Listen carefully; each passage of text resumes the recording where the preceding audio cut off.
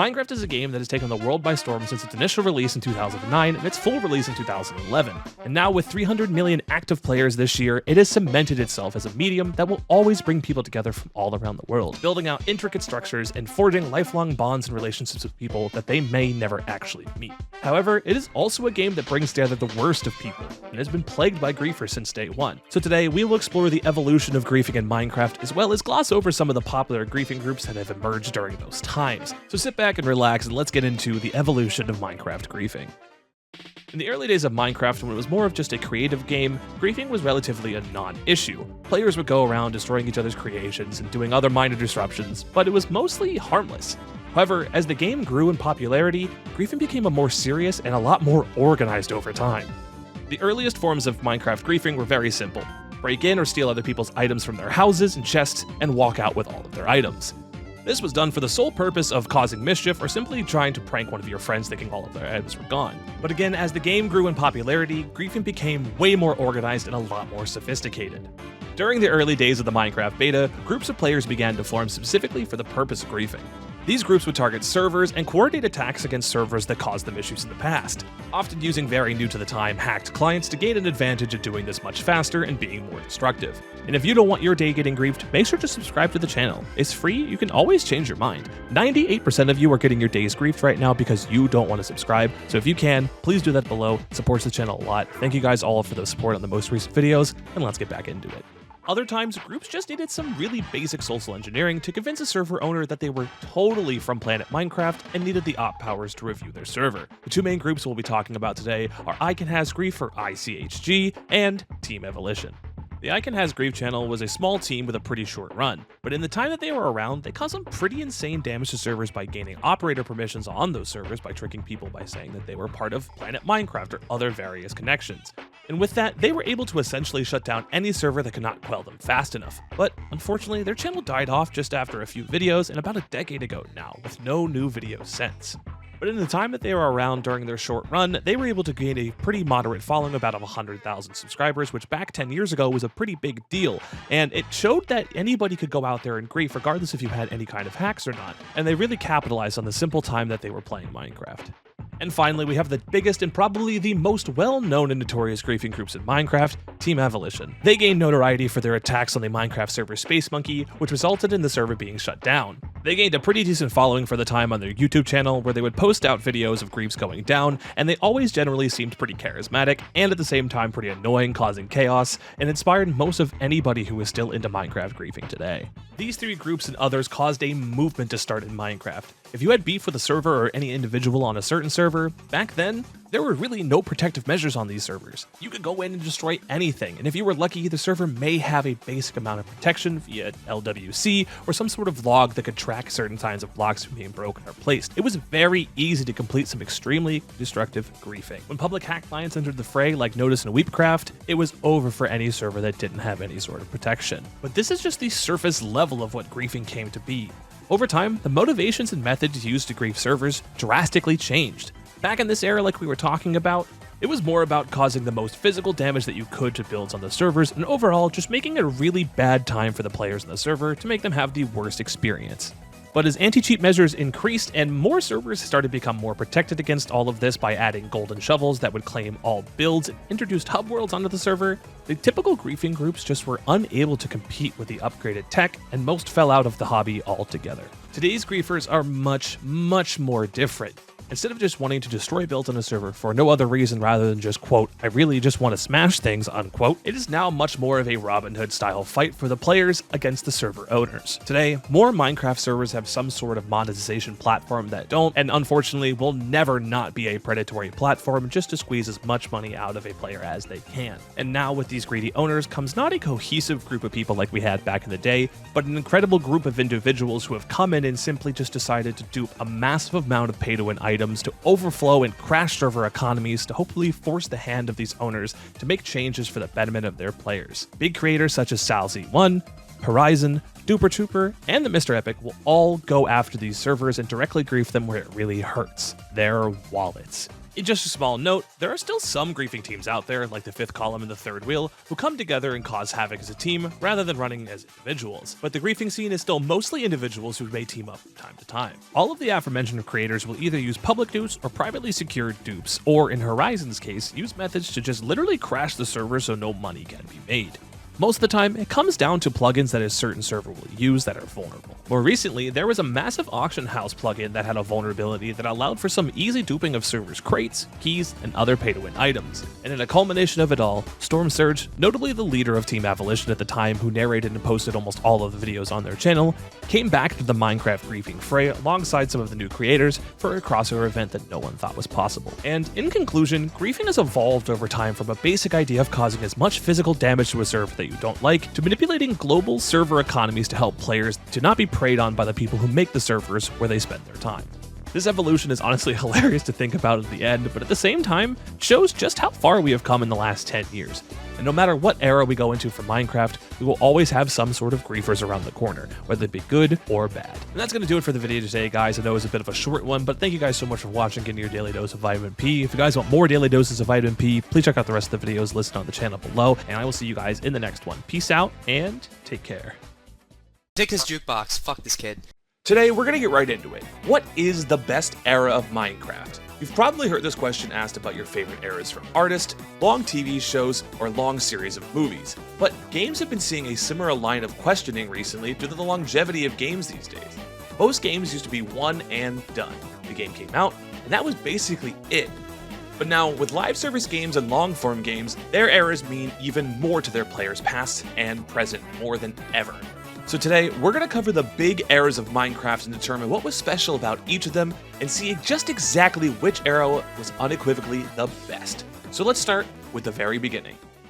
The classic and alpha editions of Minecraft were released at a time where there really weren't any other games like Minecraft. No one knew every inch of the game either, and there was so much mystery surrounding it. No one had any of the inside baseball about the mechanics or how to exploit them. Everyone was on the exact same playing field when the game came out.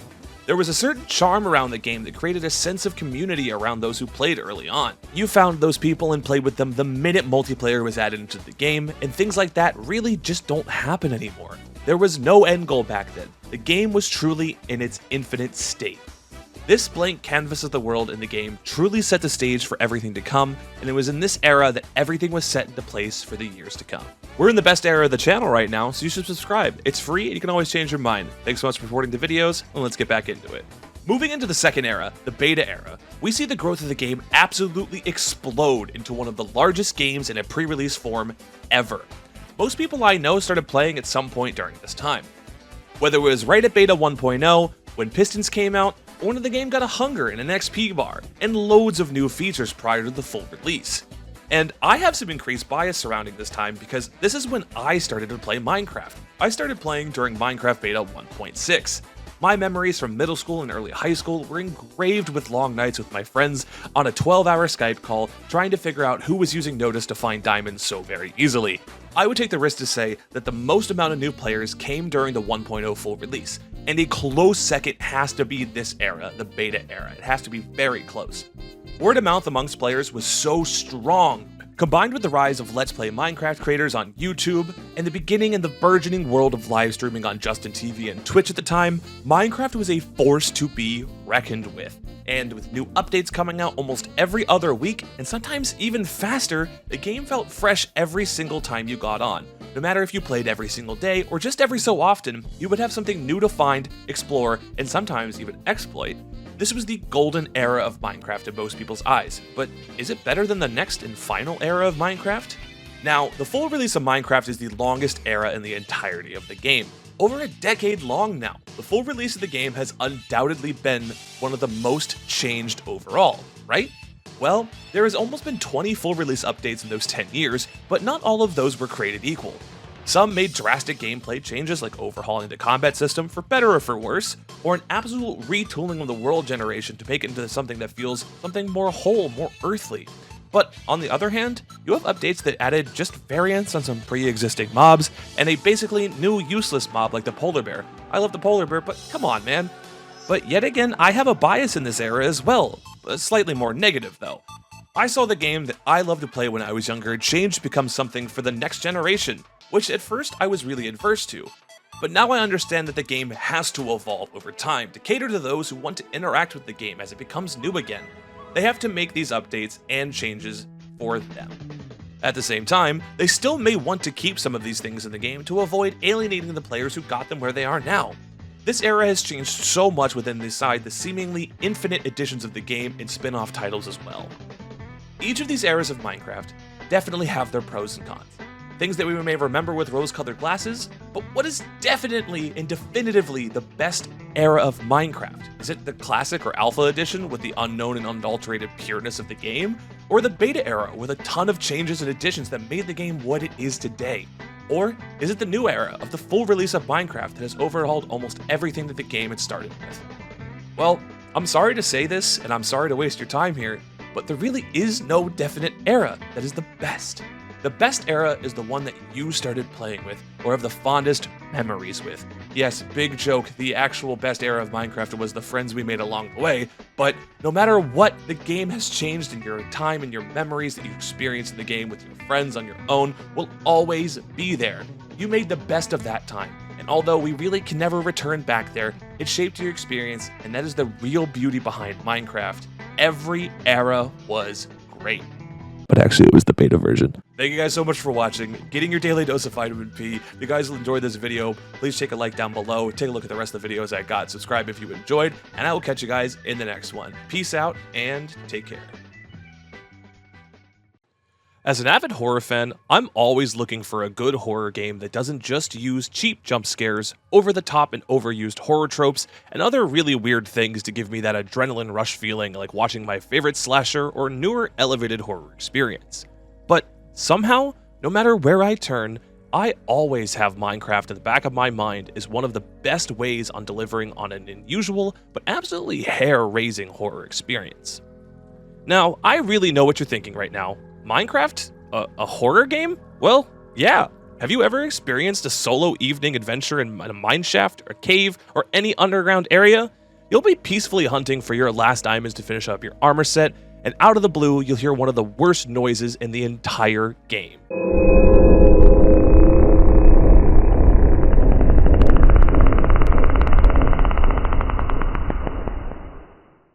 Now, when it's daytime, this may not get to you, but try experiencing this sound while a bit out of your mind at 2:30 in the morning while trying to not wake up your significant other with your reactions. One time, I was so out of it, I quite literally booted the game down right after hearing it and went straight to bed. But this isn't even the extent of the worst feelings I got in the game before, and we are going to explore just a few more of the creepiest things that can and have happened to me in the game before, and just how this makes Minecraft into one of the best horror experiences of all time.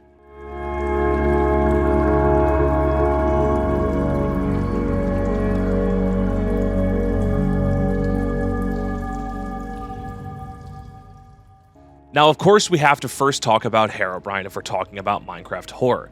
And no, I have never actually seen a Ben Drowns experience in Minecraft where a made-up, spooky entity follows me around and makes me want to jump in a lake, but I have had the experience of being 12 years old, playing Minecraft late at night after all of my friends got off Skype, and watched a video of a Herobrine encounter on YouTube while exploring my brand new Minecraft world, with a slight mist of fog over the entire game back then. In this situation, I had a hard time being out during the nighttime, and sometimes even during the daytime as I saw in the video. I watched this video and it showed Herobrine come out in broad daylight.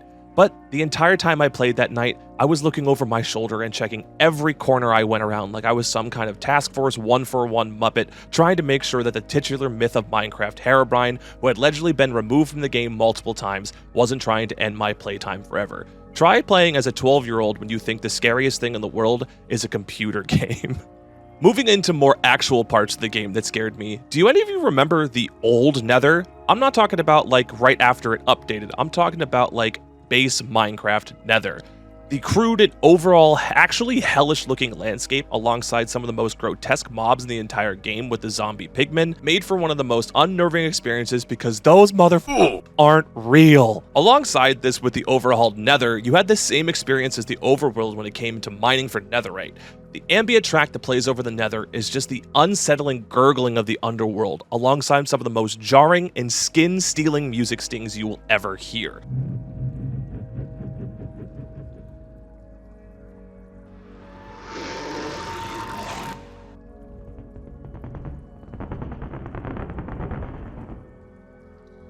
And that was once enough to even scare me and a friend in a mine while we were playing in the middle of the day. That's how terrifying that was to us. It was so unsettling. It was enough to make us stop for the rest of the day too. And while on the topic of music, the music discs in the game are just downright stupid scary, man. I'm talking about the music discs like 11 and 13, who without any actual music, are ambient stories told through sound effects to create one hell of an experience. And if you've never heard them before, the Game Theorists actually have a really great video covering these a few years ago, so go check it out when you get a chance. It's a great watch. But not yet, video's not over yet.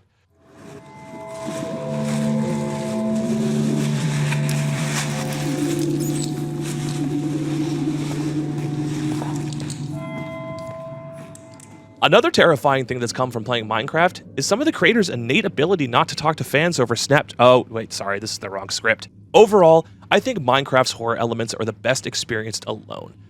This gives you a chance to sort of detach from your reality and have yourself fully immersed in a game while having this different creepy interactions happen in possibly one single play session.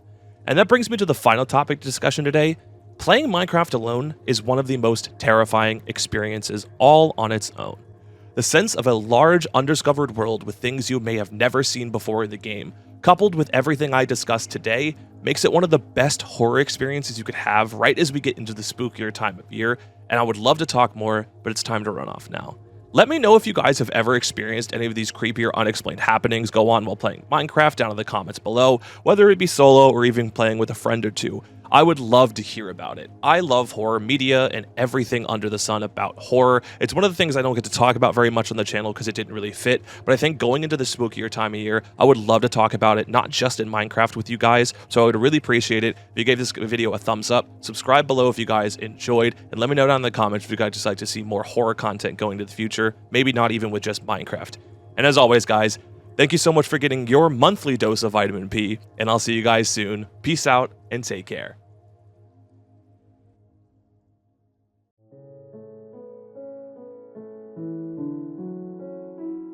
Minecraft has cemented itself as one of the best-selling games, one of the most popular games, and one of the most influential games in history. It has outsold gargantuan franchises like Grand Theft Auto, Call of Duty, and the entire Mario franchise. But today, we're going to talk about the most iconic man behind Minecraft and the brains behind the initial release, Marcus Persson, also known as Notch, the creator of Minecraft. This is going to be a pretty interesting ride, so get your favorite snack, get a drink, and let's get into the history of Notch. For those who don't know, Notch was born in Sweden in 1979 and had a passion for programming even at a very young age. He ended up working for several different game development companies before finally striking out on his own and starting work on Minecraft in late 2009. Now, if you don't actually know what Minecraft is and just clicked on this video for some reason, I'm going to explain it to you real fast. Minecraft is an open world game that allows players to build and explore a procedurally generated world. You can gather resources, craft tools, and build structures of all kinds with your friends, and it became a hit with everyone of all ages back in 2009, 10, and 11, and is still going strong today. And before we continue the history lesson today, feel free to subscribe down below. It helps me out a whole lot, and you can change your mind at any time you want. We're on the road to 2K right now. We're only 100 off at the making of this video, and I really appreciate every step of the way. Thank you guys so much for supporting the channel. Notch worked on Minecraft for almost a year, coding and designing almost all of it by himself. Then he released the first version of the game in 2011, the full release, and it was an instant success. Players around the world were captivated by the endless possibilities that the game offered, and it quickly became a cultural phenomenon. Now, you might be wondering why Notch stopped working on Minecraft and why you haven't heard his name in the last few years. Well, in 2014, Notch put out a tweet stating this, quote, "Anyone want to buy my share of Mojang so I can move on with my life? Getting hate for trying to do the right thing is not my gig." After this tweet went out, it rang alarm bells over at Microsoft headquarters, and in the next few months they put together a purchase offer for a whopping $2.5 billion. Yeah, that's right, billion with a B. Notch, after this deal, became an overnight billionaire, and he finally decided to step away from the game completely. Before this went out, Notch was receiving an immense amount of hate for anything that went wrong in Minecraft, from development bugs, issues, changes that people didn't like. Almost all of it went to him. Even though at the time of this tweet, so many people were working on Minecraft at this time, but they knew Notch was the creator, so they decided to direct all the hate towards them, which is never the right thing to do. So what did Notch end up doing with all that money? Well, in the end, he really only got $1.5 billion on it. I know I say only there, it's still a lot of money, but he bought a lavish mansion in Beverly Hills, California, and reportedly spent $7 million on a mega yacht. The mansion was massive. It had an enormous pool, a private movie theater, and even a candy wall made entirely of candy that he could dispense at any time. That honestly sounds like every kid's dream. But despite all this wealth and success that Notch had, he had been really open about his struggles with loneliness, mental illness, and depression on Twitter and in interviews. In those interviews, he talked about feeling like a fraud for creating a game that he no longer had any interest in, but unfortunately he also gained a lot of traction for his controversial views and behavior on Twitter. He would tweet a lot of really unsavory things, such as this one right here that says, "Privilege is a made-up metric used to silence and repress. We are all different, and that is okay. We listen to individuals and help each other based on individual strengths and needs. We do not need to generalize based on skin color, bigot." And other things like, "It's okay to be white." Along with a myriad of other tweets that I don't really feel comfortable putting up here, you can go check them out if you really want to. Notch really destroyed his reputation overnight with all of these tweets. These happened in the span of about a day, and people on Twitter did not agree with him. I understand that the Twitter hive mind may get a little crazy sometimes, but in the end, I do think there was some weight to what they were saying back to him, and he did not take that criticism well. And despite all of that, Notch's legacy will always be tied to Minecraft. I wouldn't be talking about it right now if it didn't. This game has touched the lives of millions of people, and it has inspired countless others to pursue their dreams of game development. Notch's story is a reminder that success and wealth aren't really everything. Mental health and personal fulfillment are just as important. But before we continue, let's take a step back and look at the history of Minecraft altogether. The game has gone through many changes and updates since its release, and I really do think that it's maintained the core concept of exploration and creativity throughout all of them. Minecraft has spawned a massive community of players and content creators, with everything from mods to fan art to animated shorts and music videos. It has become a cultural touchstone, with references popping up in movies, TV shows, and even other video games. The game has also had an impact beyond the gaming world. Minecraft has been used for a tool of education, with teachers using it to teach everything from math to history, but has also been used for insane things like urban planning, with architects and designers using the game to create virtual cities and landscapes for people to look at. So what's really next for Notch in Minecraft? I think it's actually hard to say. Notch has largely stayed out of the public eye and perception in the last few years, and although he's been seen at some gaming conventions and events, I don't really think he'll be coming back anytime soon. But Minecraft, on the other hand, is still going as strong as it ever has. The game has sold over 200 million copies worldwide and has shown absolutely no signs of slowing down. With the 1.20 update coming out very soon, I can absolutely say that Minecraft is going to continue on for many years to come, and we may never see Notch again. I hope we do, but we may not.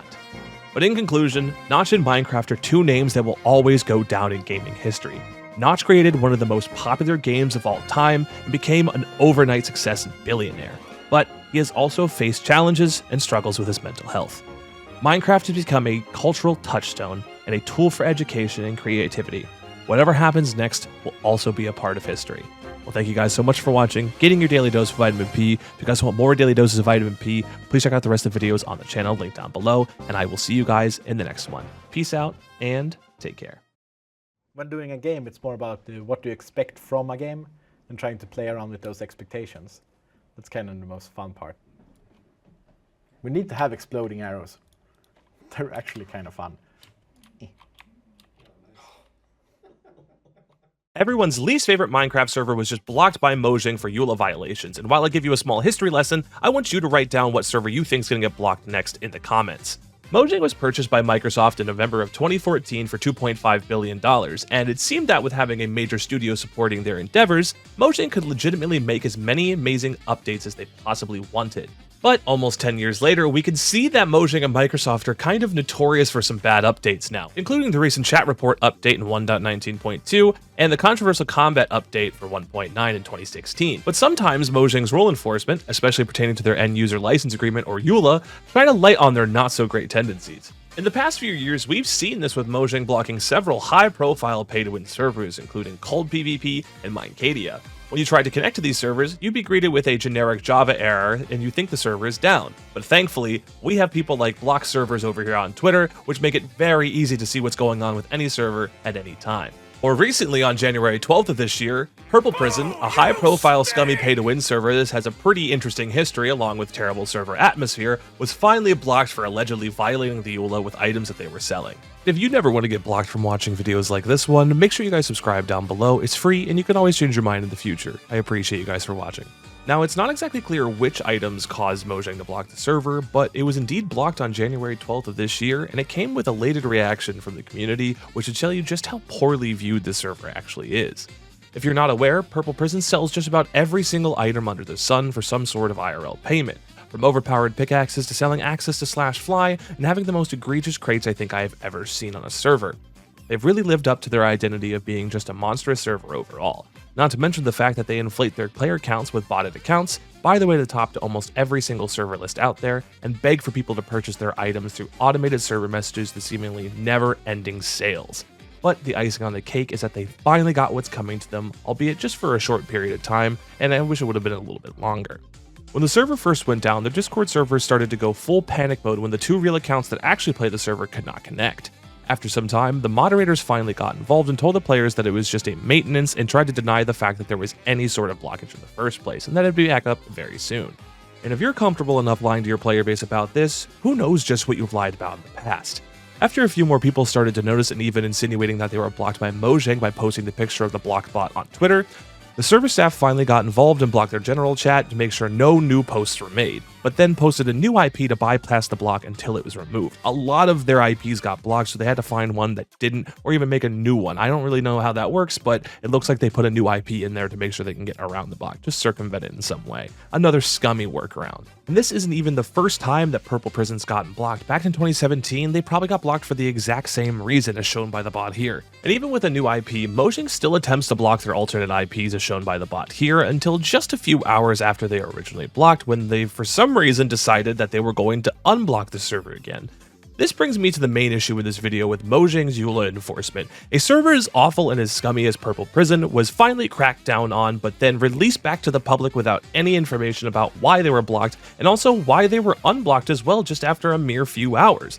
Mojang's transparency is god-awful when it comes to server reporting, and for some people it's even difficult to report these servers in the first place if you think you have an issue on your hands. It's very hard to find this form on their website, but thankfully on our Discord server, linked down below, we have it pinned on our main channel, so if you have any problems with any server like this in the future, you can just go up there, submit the server with ease. And I believe it's important to have it out there for everyone to see, so I decided to do it for them because for some reason they don't want to put it out there. And at the end of the day, it's difficult to understand just what's going on behind the scenes with Mojang and exactly what they consider to be a EULA violation and what exactly they'll actually crack down on. Again, for some reason, even their wording about what they do and do not see as a violation is murky at best, especially on their main website, and we may never know why they decide to crack down on servers, so the best thing to do is just remember a few simple things. First, if you think you found a server that may be in violation of the EULA, go to Mojang's full murky list and see what they believe may be considered a violation, and even if some things may be a little murky, you can still decide on yourself if you want to submit a report. Secondly, you can just ask around with some friends or some people in our Discord server if you think anything's in violation, or you could even consult my What Makes a Server Pay to Win video, linked down in the description below, because I actually discussed some of the topics that Mojang clearly says is in violation of the EULA. Next, I would definitely document some portions of the server that you think are in violation. That would be taking videos on the server, taking screenshots of their stores, in-game messages, anything like that. And even if they have a Discord server, you may be able to find some stuff there. That's what I've done in the past to find this stuff. And lastly, obviously, you want to go over to this forum, which is also linked down in the description and in our Discord if you want to join that, to submit it and report this to Mojang so they can at least know that it's out there. The more reports they get out there for the servers, the more likely they are to actually go in with good information and block them like they have with servers in the past. And honestly, that task may sound daunting to you, so if you don't feel like doing this all yourself, or if you're a little bit afraid some repercussions if somehow someone finds out on the server that you do this, don't worry, because we also have a Google form in the Discord that has a pay-to-win server submission where you could submit one, and I'll take a look at it when I have time to, or my team will take a look at it when they have time to as well, because the more eyes we have on servers that are doing these scummy things, the better we can make the community in the future. And that's going to do it for our video today, guys. Thank you guys so much for watching, getting your daily dose of vitamin P. If you guys want more daily doses of vitamin P, please check out the rest of the videos linked on the channel down below. Subscribe if you enjoyed and like the video, and comment what your favorite part was. It definitely helps the video out. Thank you guys so much again for all your support in the recent videos. I'll see you guys in the next one. Peace out and take care. Let's start off with a question. How many updates do you think that Mojang has released for Minecraft? Is it 50? 100? Well, if you're in the range of about 309, you'd be right. As of the writing of this video, Mojang has released around 309 updates. It's 311 if you count the upcoming 1.19.4 and 1.20 updates. But in that time, the game has become almost unrecognizable from the first versions of the game, and as time went on, these updates became bigger, more grandiose, and have been teased months in advance from their release. But for about 10 updates from June 18th, 2010 to September 19th, 2010, Minecraft's creator Notch released 9 Secret Friday updates and 1 Secret Saturday update, totaling 10 updates that would usually be announced just a day before releasing and sometimes just hours before release. Today, we are going to talk about each of these 10 updates, plus an 11th secret update that most of you probably have forgotten about if you know this. This is the history of Minecraft's secret updates. The first 2 secret updates were released in June of 2010 and were released during a period of time in Minecraft called Infinite Development, or InfDev for short. This is where Notch added Minecraft's seemingly infinite world to the game. Prior to this update, the world was significantly smaller at a restricted 256 by 256 blocks. That is very minuscule in comparison to the 30 million by 30 million blocks that we can travel today. The first Secret Friday update was released on January 18th and included taking damage in the void for the first time. Before this change was added to the game, you would just fall infinitely and have to leave the game and restart if you wanted to continue. They also fixed some rendering issues with the sky, but most importantly, they added minecarts and rails into the game. Minecarts were Minecraft's first moving vehicle and allowed for the fastest travel speed into the game up until this point. As I said before, these updates were usually announced on Notch's Twitter shortly before launching, but for the second Secret Friday update, it was pushed out just a week later with barely any announcement at all. And to the surprise of the players, dungeons, mob spawners, and saddles were added into the game on June 25th. After experimenting with generated structures like the survival house and brick pyramid, Minecraft's addition of dungeons and spawners were the first success at adding depth and variety to the underground cave system. The cave system stayed generally unchanged for about 10 years. There were some minor updates here and there, but it wasn't really changed until the Caves and Cliffs update came out just a few years ago. The saddles were also the first true way to ride a mob in the game, by riding pigs, but no method to actually control the pigs was implemented until the carrot and stick and a future update. And before we continue with today's history lesson, feel free to subscribe and hit that bell. It helps me out a lot. It's free, and you can always change your mind later if you want to. Thank you guys so much for supporting the channel. July of 2010 had a whopping 4 secret updates, the most of any month during this period. This also marked the official launch of Minecraft's alpha versions, which would last until beta 1.0 in December of that same year. The first update of the month and the third official secret update included the game-changing addition of Redstone Ore. This dynamic ore was the basis of Minecraft's intricate mechanical power system that would change builds in the game for years to come. People have built computers out of this stuff later on. This update included other mechanical items such as redstone torches, levers, stone and wood buttons, pressure plates both stone and wood, and the iron door, all integral parts of builds today. The fourth secret update would then add a winter mode into the game, allowing players to live out their fantasies of living in a world covered in snow 24/7. A Christmas in July of sorts. Also included in the update were the addition of biome-based snowfall, snow blocks, and ice to their respective tundra biome. A week after, the fifth update rolled around to include another amazing mode of travel, the boat. The boat is drastically different from the one that we have in game today. It was abhorrently slow, hard to control, and broke into just a few sticks and a plank after breaking with making any sort of contact with any object on land, making it almost impossible to recraft your boat after destruction if you had no other wood around. Cacti and larger trees rounded out this update and then made way for the 2 largest updates so far. The 6th secret update launched on July 23rd of 2010 and included some cornerstone blocks to Minecraft, including sugarcane, paper, books, bookshelves, clay blocks, bricks, and slime balls.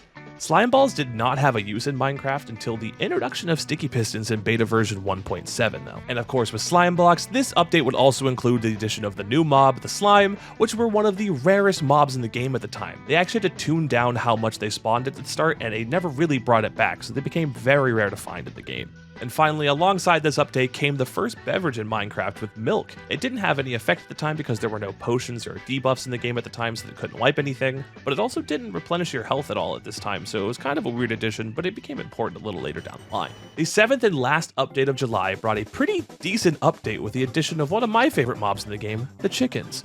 Alongside the chickens were their overpriced eggs, jukeboxes that were made with the hardest item to find in the game, the diamond, the first of 2 music discs, Cat and 13, and 2 additional minecarts, the furnace and chest minecarts. I think if you ask anybody, myself included, we think that July has the best amount of updates, both quality and quantity. They added some of the most important blocks to the game, and it added more blocks that would get features in the future that are very important to Minecraft today. The substance and quality of these updates was just outmatched by anything else. The 8th secret update came out in August as the only secret update released during the month. It was also the largest gap between secret updates at this point. But nonetheless, it included the addition of fences to the game. This update also included the first mashup mob with the spider jockey, alongside a fully functional day and night cycle in multiplayer. Prior to this, the day and night cycle was exclusive to single player. The penultimate secret update was released on September 10th of 2010, and included the small addition of the compass that allowed players to find their way back to their beds before the terrifying Alpha Nightfall came. Trust me, back then, Alpha Nightfall was terrifying. You did not want to be caught outside during that. Also included in this update were some tweaks to multiplayer with the addition of server-side inventories to better track users' information and prevent for some pesky duplication glitches from happening. And now, we have reached the final secret update. Secret Update 10 was released on September 18th of 2010, just 8 days after the release of the last update. This being dubbed the Secret Saturday update, included the ability to sneak in-game for the very first time. Alongside this were new paintings and the trusty fishing rod. This also included additional tweaks to smoothen the day and night cycle in both multiplayer and single player. Honestly, without sneaking, this would have been a pretty lackluster final update, but there's more to the story to why the updates finished after this. I think they would have gotten a little bit better if they continued. And typically, when you're reading a list about the secret updates, this is where it would usually end, but some forget that there was actually another small update. The Secret Saturday fix that came out just hours after the Secret Saturday update. In the original update, Notch accidentally introduced a game-breaking glitch that would black or gray screen some players who attempted to play during the time. Notch was thankfully able to fix this and patch the game just hours after the update came out. The original Secret Saturday update, or Alpha version 1.1.1, was lost for almost a decade until the amazing people over at Omni Archive, a group dedicated to finding and saving old versions of Minecraft, finally found it thanks to a user on Twitter @LunarSorcery who was able to save it on an old hard drive years ago. This update was one of the rarest in Minecraft history, but thankfully it is back and playable if your heart desires. Just watch out for that pesky black screen glitch. Notch would discontinue the secret updates just before the Halloween update came out in 2010. Later down the line, he cited the fact that, quote, "I liked Friday updates, but Saturday fixes sucked," and thus was the end of one of the most interesting and probably one of the most fun times to be on Minecraft. For almost 3 months at the end of your week, you had a brand new version of the game with new blocks, features, and mobs to test out in an infinite sprawling world, and you couldn't just wait to find out what Notch and the team had to cook up next. I really do wish there was a way to go back and experience this for the first time, and if you were able to, I am very jealous of you, but let me know what you thought about them down in the comments below if you're around. I don't always enjoy knowing absolutely everything that comes out in a game update. I wish there were just more surprises again, but no matter what, new updates will always get me excited. And I hope you guys enjoyed the video. Let me know what your favorites were down below. These were all pretty great updates. I want to know what everyone thinks about them. They added some really good blocks to the game. Well, that'll do it for the video today, guys. Thank you guys so much for watching, getting your daily dose of vitamin P. If you want more daily doses of vitamin P, please subscribe below, comment down below what your favorite is. Like the video, helps me out a lot, and I will see you guys in the next one. Peace out, and take care. The Skycade Minecraft server shut down a year ago after nearly a decade of service, and the YouTube creator behind it, Jack Sucks at Life, almost had nothing to do with its eventual demise. But what exactly caused Skycade and other large YouTuber Minecraft servers to finally meet their end? Well, we're actually going to dive a little bit deeper into that question today and hopefully find out some answers alongside discussing the current issues that are also surrounding Minecraft servers owned by other creators today. So sit back and relax, and let's go back in time to 2014. On November 7th, 2014, Skycade launched with 2 core game modes, Back then, it was your typical prison-style server and another minigame server that hosted classics like Skywars and Hunger Games. And although the server had a decent start of about 150 concurrent users, the hype quickly died down, and Jack Massey Welsh, the owner of Skycade at the time, decided it was in dire need of change, and the server would go dark until January of 2015, with the announcement of a relaunch with a different focus later in the year. And just 10 months after the server shut down, it relaunched in November of 2015. This time the server focused more on factions, which would be its mainstay until the introduction of Skyblock just a few years later. And over time, the server grew to new player counts and highlights, even reaching a massive 1,000 concurrent players across all of the realms on December 17th of 2017. It really seemed like there was nothing slowing it down, as each game mode release and seasonal reset would hit even higher concurrent player numbers before, and Jack's content was only growing larger alongside of it, including videos of a barely known Tommy Innit at the time, and another interesting creator as well. Here for some from assistance. Vitamin P. Yeah, what? Jack, yes. Do you know any famous Thomases? Thomas the Tank Engine. But unfortunately, when Minecraft slowly began to fall from its high points in the public eye and the 2010s began to end, Jack's content had already started to make a turn out of being focused around the server and the game in general, and that reflected on the server activity as well. And my content also took a pretty decent turn recently to better content, so you should subscribe. It's free, and you can always change your mind later. Thank you all for 2,000 subscribers. It really means the world to me. Again, thank you so much for supporting the channel, and let's get back into it. The single best thing about Skycade during its original run was the focus from Jack and the rest of the staff team deciding to offer a huge non-pay-to-win experience throughout its lifetime. And till the very end, almost all of the offered items in the store were strictly cosmetic, with a few items that you could easily earn in-game just being easily accessible. The rank perks were all cosmetic from trails to glows, and any crate in the game would also give out similar cosmetic items, or items like I said were already easily attainable in the game. The core reason why I believe this server survived for so long, even after Jack left in 2020, they tried their hardest not to be consumed, as many servers do end up being, by the greed that can be manifested by some server owners. Now, I'm not too keen on the entire situation, and there are forum posts and other videos out there that explain exactly what caused the eventual downfall and subsequent closure of the server in March of 2022, but it seems like a litany of accusations of some pretty heinous behavior from a staff member, alongside some other staff members being overly cruel to some players, and that caused the server to flop into a realm of irrelevancy, and it just could not make a turn for the better. It was a hard one for me to see personally, especially because my channel's first real series was on the network, and Jack was one of my favorite creators at the time, but as always, all good things must come to an end. And Skycade finally ran out of time, which unfortunately also happened to another large server owned around this time by a group, or as some may even call it, a crew of creators. Attention, the following video is going to totally kick ass. If you enjoy any of it and or have a large penis, please click the like button below. Enjoy. KYR Speedy and the rest of the crew decided it was in their best interest to launch a server alongside their semi-regular Crewcraft Minecraft series, so on November 17th of 2013, alongside a group of developers, the Crewniverse server was finally born, featuring survival, factions, Skywars, and Skyblock, with prisons coming a bit later in its lifespan. The server, again, relied heavily on the support of the fan base of the crew, which at the time, they were still a cohesive group at the height of their popularity. Those big groups on YouTube were super popular. Speedy and Co. were an enormous group, or the Vanoss crew were also huge hits on YouTube, so creating a Minecraft server was a no-brainer. Somehow, again, I was lucky enough to play on this server in its prime. I was 15 at the time of the release, and I had so many fond memories of making friends, playing an unholy amount of Skyblock after I got home from school, and enjoying my time while doing it. I even managed to make enough money in the game to get someone else to purchase a rank for me, which in hindsight was a really dumb decision of me to do and stupid of me to believe somebody, but it actually worked. I managed to get a middle-of-the-road rank, Commander rank, which was about $50 at the time, for absolutely free. But that actually brings me to the main issue I had with this server, and I was a bit blind to it at the time. The server had an ungodly amount of pay-to-win features, including a rank titled Master Chief, which was valued at a whopping $500 in 2014. Each of these ranks gave perks across all of the servers, including a comically large amount of money for higher ranks, unfair kits, and the flying ability on some servers. And a load of other scummy perks were on top of that as well, and it was just incredibly pay to win. But it took me until now to realize just how bad that really was. So take a step back at some point and look at your favorite server, either from today or from the past, and see just how exactly they were scamming you and other players from a pay-to-win experience. And now, with these issues and a few other things like the lacking player base and the crew's disinterest in Minecraft as a whole at the time, the server was only online for about a year. But in that first month, the server allegedly made about $76,000. But each subsequent month, and without the main stars of the server, minus Shadow, who was almost always on the server, the other guys really didn't get on that much, the server died out and became a relic of the past, but a nostalgia trip for some. A user by the name of Death Bunny actually reached out to me in 2017 in an attempt to release a copycat of the server, and later that year and in 2018, I was even a part of that resurgence. But ultimately, without the pull of the OG owners and the small player base, the server quickly faded out yet again.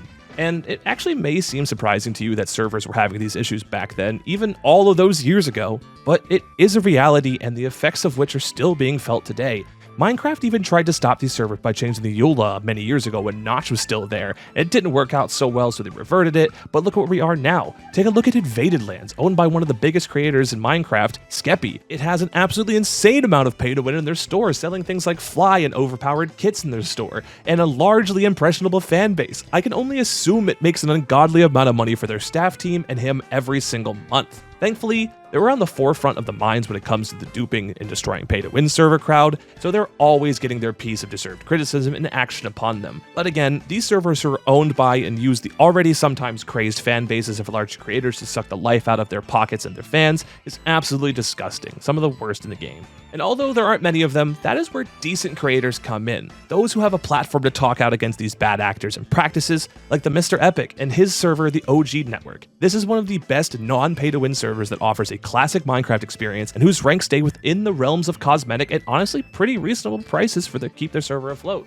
And they do this without going off into the path that leads to the most greed with people when they own servers. Seriously, this isn't sponsored and I don't even know the Mr. Epic personally, but is just an amazing example of servers doing it right where it counts right now. There are so many servers out there doing the wrong thing, and if anyone tells you that no server can stay alive without pay to win, show them the OG Network. They should set an example for everyone else, an absolute case study on how to do things right. I think this should be a wake-up call to a lot of creators out there right now that are sitting there looking at it like, hey, I can make money off a Minecraft server by just buying some devs, getting some people to work on it, and then putting it in my back pocket and forgetting about it. You need to take a look at your servers and see exactly what's going on in them. I have reached out and contacted a few server owners in the past that are content creators that had absolutely no idea what their server was doing. They would get on and play every once in a while, maybe make a couple videos so the player base would stay afloat, but they wouldn't take a deep dive into their servers to see just exactly how their player base is being scammed with overly pay-to-win items that completely ruin the game for everyone who doesn't want to pay. So if you're a server owner or a player who plays on one of these servers right now, I would definitely think about taking a step back and seeing how you're affecting the community as a whole. Anyway guys, that's where I'll leave it off for the discussion today. Hopefully you got a bit of a nostalgia trip and maybe even a wake-up call to look back at the servers you once looked through rose-colored glasses like I did and you likely have before.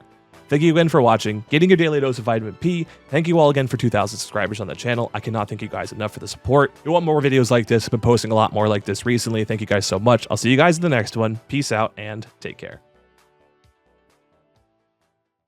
Minecraft is almost on its 20th major update since the 1.0 release in 2011, and with that came some of the greatest updates the game has ever seen. From giving the game the first new toolset since Diamonds, to actually finally giving the game an overarching goal in creating the End Dimension. But as all games have been and will be in the future, Minecraft has had some updates that didn't really sit well with the community. Like the addition of Hunger in Beta 1.8, a lot of people didn't like that, to the addition of chat moderation in 1.19.2, which was universally hated. These updates were not well received by the community, but after some time, except for the 1.19.2 update, the community outrage generally died down and we went back playing the game just as we did before, just going through the motions. But to this day, there is still one update that has almost destroyed the game's community forever and split the player base in a way that we still feel the effects of nearly 7 years, God, I'm old, after it came out. Today, we are going to talk about the 1.19 combat update and how it changed the game forever.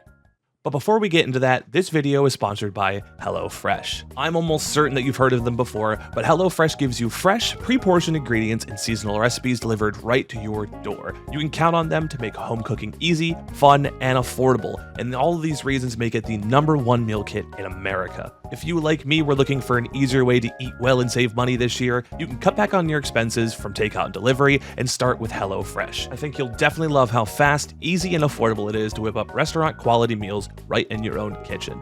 I've gotten a box myself recently, and we made these enchiladas that were absolutely delicious, so I definitely can recommend it right from me that this is a fantastic service. Eating well is also on top of my mind this year and this month, and it's comforting to know that you always get top quality with HelloFresh. These ingredients travel fresh from the farm to you in less than 7 days, so you know you're getting the best quality possible. To try HelloFresh, just click the link below for a special limited time discount plus free shipping to try HelloFresh today. Thanks again to HelloFresh for sponsoring this video. To really understand why the combat changes was such a big deal, I think we need to go back to the earliest versions of Minecraft, the alpha versions, where combat was completely different.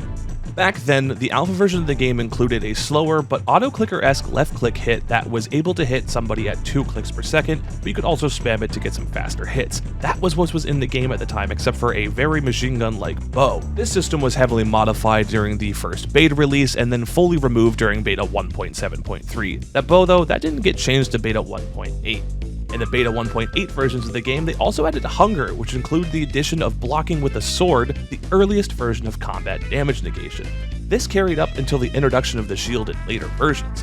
The block was so strong that it was even able to prevent fall damage up to 42 blocks, allowing players to survive at much taller heights than anticipated. And finally, in the full release with the addition of potions and enchantments that completely changed the game, it allowed players to creep even stronger into very, very overpowered power options. PvP seemed to be in kind of a good place at the time, some balancing was needed, but then on February 29th of 2016, the combat update released, and everything changed. A much slower hit cooldown, much more consistent critical hits, and a complete overhaul between axes and swords hit the main releases of Minecraft. They were tested in snapshots a few weeks before, but now they are fully into the game. PvP combat changed almost overnight, and a new meta needed to be worked out in the community very quickly. At the time of release, Minecraft was also in one of its slower and darker times. It had not yet reached the resurgence of the late 2018 to 2019, with PewDiePie and other large creators revitalizing the game on both Twitch and YouTube, but at this point it had almost been a year and a half without a significant update to the game at all, and the community erupted. This is what they had to offer after all this time, and this was going to be the new future of PvP. What are they supposed to do now? After the update subsided, the community split into two camps. One camp was for pre-1.9 combat, and the other was for post-1.9 combat. Some servers stopped updating and continued to use the previous versions to appease their respective player bases. And it was at that time that some servers would make their last updates ever, as some lost their entire player base and were forced to shut down after. Others adapted to the new combat system, and others slogged on an update as each new patch came to life. It seemed that the Minecraft player base was going to be forever split, and honestly, even to this day, they really are. Some servers never went past that update. It's 2023. This update is 7 years old at this point, and some people have still not updated past this. They found ways to get the newer blocks, even the Warden, into the update, but also getting modifications to keep the combat pre-1.9. Just all that spam clicking for absolutely none of the new combat. I know sects of people who quit the game entirely after this update launched, and so many of them decided not to come back until change was made, which never happened. Mojang introduced some combat snapshots after this to try to rectify and test some new and updated versions of combat after 1.9, but nothing came to fruition after about 7 years now. I guess they have some more important things to work on now, seeing that the 1.20 update is just around the corner, and seemingly half of the community was left in the dust. Future combat has not been discussed as of late, and it seems that the patient and sometimes wild PvP that we have today is here to stay until Mojang decides to try again. But most who want change will be gone at that time, and it's going to be very hard to tell if anything will happen at all. In my personal opinion, I don't really play PvP that much, and I didn't really notice a difference. Critical hits are pretty great now. It's nice to be able to one-tap a zombie in hardcore mode sometimes. It's easy to do a lot of things in PvP. The few times that I've tried, but honestly, I still think that the old style of combat is pretty good. I mean, you just kind of spam click until something dies. I think that's pretty cool, but I understand that a lot of people wanted a more skillful and more patient style of combat instead of the very hectic old style of combat. And we're not even talking about Crystal PvP here. Crystal PvP is absolutely crazy. I cannot wrap my head around that. I don't know if it would have been the same and if that would have adapted into what it is today with the new combat system, but at this point, it's hard to tell if anything's ever going to happen. And honestly, I've been trying to think about what I would do to fix this. A lot of people come into these situations saying, hey, I wanted to go back to the way it was, I want to fix this, but games do need to change over time, and I think the overhaul was actually necessary at the time. But I think what Minecraft could do and what Mojang could do is just have a toggle for servers on what kind of combat you want. They can continue iterating on combat in the future and changing it up, but let servers choose what kind and style of combat that they want. I don't think it'd be that hard to introduce into of the game. You used to have both, and during the snapshots you were able to try out both, so I don't see why there's no reason that you can't do that. I'm going off script here, but I just wanted to talk about the fact that the combat system really is the only update I can think of that split the player base so decisively and has made people actually quit the game. I don't remember people quitting the game because they had some cool coral underwater or anything like that. So I definitely want to talk about more of these decisive issues in the future, and that will do it for our video today. Thank you so much for getting your daily dose of vitamin P. If you guys enjoyed, please consider nuking that subscribe button, and I will see you guys in the next one. Peace out and take care. Since the dawn of Minecraft in 2009, there has always been someone looking to find the next game-breaking glitch or exploit to gain access to an unholy amount of items that were never meant to be achieved. Some of these were quite simple, just crash the game, load back in, and have double the items you had before, while others use methods to trick servers into sending the wrong packets, thus duplicating an insane amount of items in just minutes. These dupe glitches have been some of the hottest topics in Minecraft, and today I wanted to talk about the most overpowered ones from each era of Minecraft, and delve into just how far we've come in the last 14 years since Notch put out the first public version. These are the strongest duplication glitches in Java Minecraft history. Starting way back in the alpha version of the game, these times were very simple. We did not have the vast amount of mechanics and items that we had today, and duping was just mainly used to stockpile some of the rarest items in the game, which were honestly at that point anything to do with diamonds. Most of the dupes at the time required you to somehow crash your game by either force closing it or placing a sign at the max height of the game, which at the time was only 128 blocks, and mining the blocks that you had placed previously. But there was one standout glitch that overtook anything at this time, and this was the close inventory glitch. Simply put, you'd place an item that you wanted to dupe into a chest, and then pick it up and hover over it on your inventory. Close out of your inventory without dropping your item, and boom, you just successfully duplicated your first items. At the time, this was the easiest way to get a large amount of items and the fastest without crashing your game, but also, it worked in multiplayer servers as well, which was very rare at the time.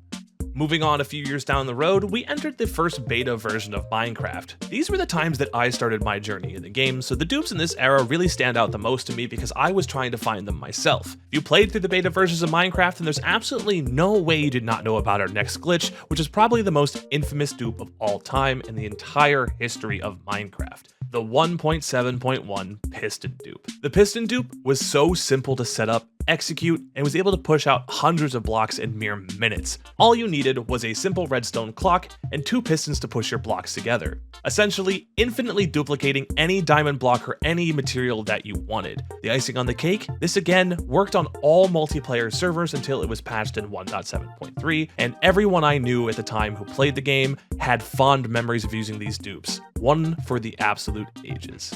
The full release of Minecraft has taken up a majority of its lifespan, and actually is almost 12 years longer than the time between the 2009 classic releases and the end of the beta in 2011.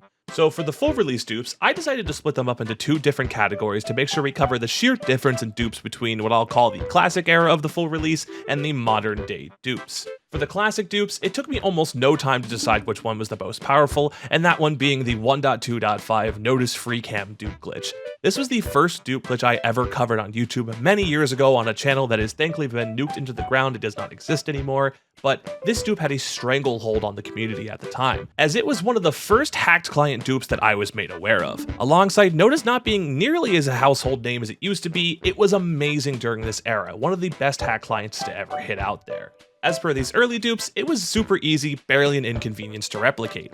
All you needed was a chest with an item that you wanted to dupe, the Notice client installed, and enable FreeCam in the menu to open and subsequently break a chest. After the chest is broken, then you take the item out, creating a ghost item that will allow you to infinitely place as many stackable items as you wanted. I think there was an unstackable version out there, but I just don't remember using it as much as the one that allowed you to duplicate stackable items. I still remember the first time that I was successfully able to perform this dupe on a server, and how crazy it seemed to be able to get away with this many items without much work at all.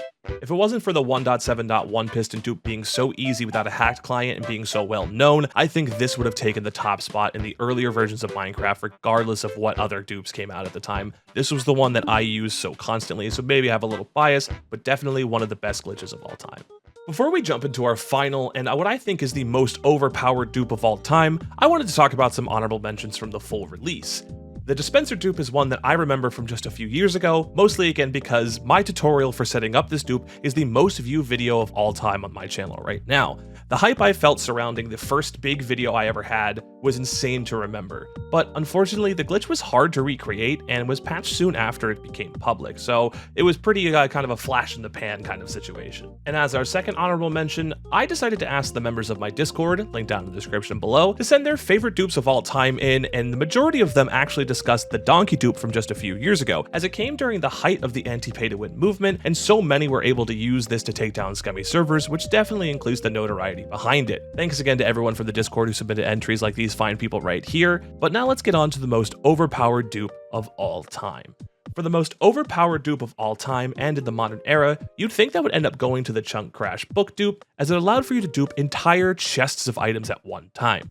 But I believe there is one that overshadows it by allowing you, the player, to duplicate millions, if not billions, of items in seconds with just the push of a single button. When I originally saw this dupe about a year and a half ago on Duper Troopers channel when it first came out, the dupe button allowed for any item to be duped infinitely with about zero work required, any item including server keys. These items could be duped until just about the end of time, absolutely eviscerating any server economy out there. This also came at the time where Paper MC became very popular, if not the most popular server type to run, and due to the optimizations and features that it had, dupes became more specific, less widespread, and more interesting to hunt down like this one. I mean, who would think that a single button would be able to dupe billions of items with just installing a single fabric mod? Unfortunately, it wasn't very long-lived and it was finally patched, leaving the most overpowered dupe of all time just a relic of the past. And just seeing where we came in the last 14 years, from just opening and closing a chest to dupe a single item at a time for personal use, to using a mod for the game that could dupe thousands if not billions of diamonds in a single second, to more diamonds than anyone will see in their lifetime, is just absolutely crazy to think about. The leaps and bounds in the knowledge of this game that we have, to the reason that we actually use these dupes in the first place, makes Minecraft dupes seem that just more special in the end. And with that is going to conclude my list of the most overpowered Minecraft Java dupes of all time. Let me know your favorite dupes down below, or which ones you think are more overpowered if I missed any, and that will do it again for today's video. I know I left out Bedrock dupes. I wasn't really sure what to do with those. I've made videos on them in the past, but I also wanted to probably make that a separate video because they are a different breed on their own. So let me know if you'd like to see those also down in the comments below, and I'll see if I can get to them. Thank you guys so much for watching, getting your daily dose of vitamin P. If you guys want more daily doses of vitamin P, please check out the rest of the videos linked on the channel description down below. I started posting shorts recently, which are really fun. Check those out. The newest Minecraft duplication auction house glitches up there if you guys want to see that. Check out the last video if you want to see more about pay to win servers, and I'll see you guys in the next one. Peace out and take care.